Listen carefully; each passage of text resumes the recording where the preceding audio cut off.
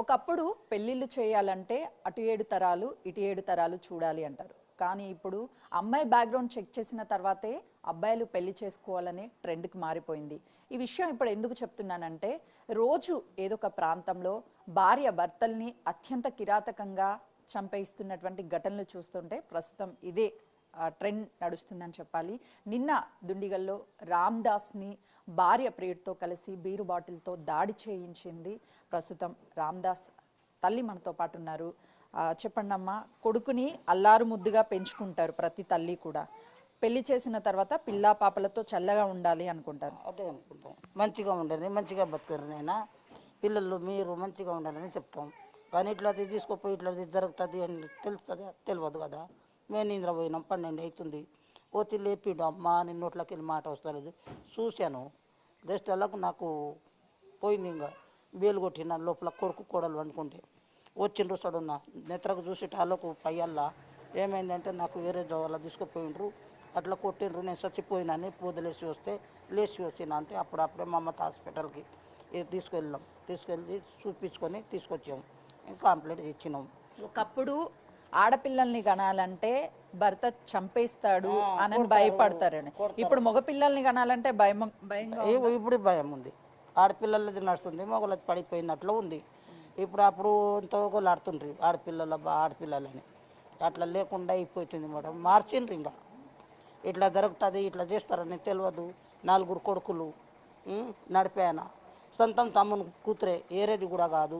ఏరే సంబంధం తెచ్చిన వాళ్ళు మంచిగా ఉండి మంచిగా తింటున్నారు. ఈమని అట్లా చేస్తుంది. తెచ్చిన కానుంటే ఒకటే గొడవ మాకు. మా ఇంట్లో ఎప్పుడూ సంతోషం లేదు, మా ఇంట్లో ఎప్పుడు కలిసి మలిచి ఉండలేదు. ఎప్పుడు పండుగ ఏమన్నా చేసినా కూడా రాదు మా ఇంట్లో. ఒక్కసారి కాదు, ఎప్పటికీ పోలీస్ స్టేషన్ కోర్టుకి జైలుకే పంపిస్తూనే ఉంది. ఊకే గొడవ అమ్మ, ఊకే గొడవ. ఇప్పుడు మీ కోడలు ఎక్కడుంది? పోలీసులు తీసుకెళ్ళిండ్రో రూమ్లో ఉందో తెలియదు, మేము పోతలేము కదా. నా కొడుకే పోతుండే, నేను చూస్తుంటే ఆడపిల్ల అంతా నా ఫోన్ లేదు. ఎక్కడో మున్సిపాలిటీ వాళ్ళు తీసుకుపోయి వేస్తుండ్రు. ఇవాళ వస్తాడు రేపు వస్తాడు, ఎక్కడ వెళ్ళిండేమని చూస్తుంటే మీ దారి. మీ జనరేషన్ లో అప్పుడు పెళ్లిళ్ళు జరిగినప్పుడు భార్యాభర్తలు కష్టమైన సుఖమైన కలిసి ఉంటుండే. ఇప్పుడు ఎందుకు భార్యలు భర్తల్ని చంపుతున్నారు? అదే కదా, అప్పుడు ఎంత కష్టాలు వచ్చి ఆకలి కొని దూప కొని పిల్లలకు అత్తమామలకు అన్నీ చూసుకున్నాం. ఇప్పుడు అట్లా లేదు, అత్తమామలకు కూడా చూస్తలేరు, ఏమొచ్చిందో కూడా పట్టిస్తలేరు. ఆల్మొకడు మీరన్నా మంచిగా మీ పిల్లలు మీరు మంచిగా ఉండారని కూడా చెప్తాం.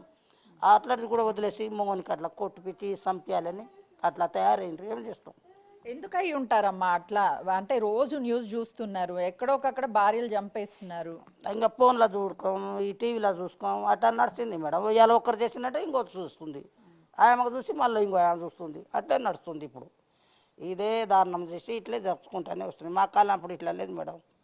ఆడ వస్తుంటే ఇట్లా వనగాలి, అప్పుడు అట్లా గద గద గద గద వనగాలి. ఇప్పుడు భార్యల్ని చూసి భర్తలు వణుకుతున్నారా? వణుకుతున్నారు. ఇప్పుడు ఆడ వస్తుందంటే ఇట్లా వణుకి మంచిగా కూర్చుంటున్నారు. తాగింది కూడా దిగిపోతుంది వాళ్ళకు. ఇప్పుడు మేము అక్కడ తాగి ఉంటే మా ఆయనకు మేము వెతుకొచ్చి మొత్తం కడిగించి తినిపించాలి, పాలు పెరుగు ఇట్లా తినిపించి ఉంచుతాం. వాళ్ళు లేదు సాగిని కొడుకు అట్లా పారేయండి అంటారు. ఏం చేస్తాం? ఎన్నుకుంటా ఉంటా, చెప్పను, చెప్పి వాళ్ళతో ఏం మాటలు పడాలి అని కూడా మర్సంగా అవుతా. నేను ఏమవుతారమ్మా రామ్దాస్? మీకు బావ అవుతారు. ఎలా ఉండేది మీ తోడుకోడలు మీతో? మాతో ఎప్పుడు కలిసి ఉండలేదు. మ్యారేజ్ అయిన కొత్తలో ఒక 4 days 5 days ఉన్నది అంతే. అంటే మేము మ్యారేజ్ చేసుకున్నాక అప్పటికే గొడవలు ఉన్నాయి, వాళ్ళకి బాగా గొడవలు అయ్యి వెళ్ళిపోయారు. మ్యారేజ్కి అయితే ఉండాలి కదా అని పిలిపించుకొచ్చారు. అప్పుడే ఒక 4 or 5 days ఉన్నది, ఇంకా వెళ్ళిపోయింది. ఇంకా అప్పటి నుంచి 2022 నుంచి ఇంకా గొడవలే. ఇప్పుడు రామ్దాస్ ఆమెతో కలిసి ఉండడం బెటరా లేకపోతే విడిగా ఉండడమే బెటర్? ఇప్పుడు ఇంతగా తనను తీసుకెళ్ళి రహస్యంగా తీసుకెళ్ళి చనిపోయిండని వదిలేసిపోయారు. బీర్ బాటిల్తో ఫస్ట్ ప్రెషర్గా తాపించి మంచి తర్వాత బాటిల్తో కొట్టిర్రు. బాటిల్తో కొట్టి రాయితో కొట్టేసి మొత్తం పగిలిపోయింది.